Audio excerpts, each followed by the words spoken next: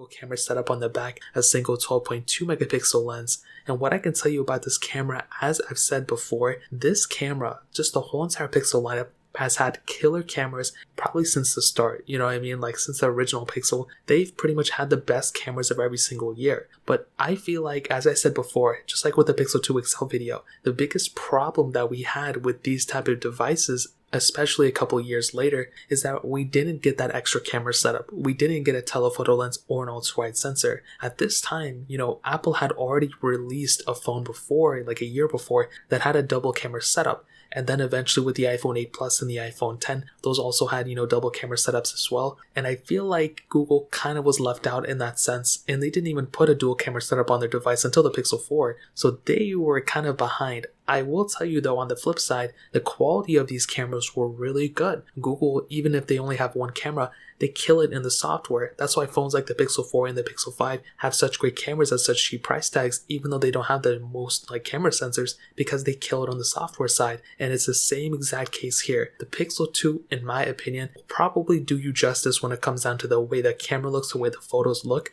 It is lacking in, higher intensive frame rates, so no 4K at 60. You can do 4K at 30, which I think is great. But like I said, no 4K at 60 on the front 8 megapixel sensor. Only 1080p at 30 on the front as well. That's kind of another limiting factor. We already have 4K at 60. We've been having it for a couple years now. And if you don't have 4K at 60, the quality is going to go lower, and it's just not looking too good right now for this phone on the front camera. The back camera as well, the lack of 4K at 60 isn't that great, but I think the quality of that camera definitely makes up for it. So I would probably rate the Pixel 2 in 2021 probably around a 6 out of 10. It's lacking camera features, but the software is great, so it really does make up for it. So I think in the camera standpoint, that's pretty much how I would cover it up. Now moving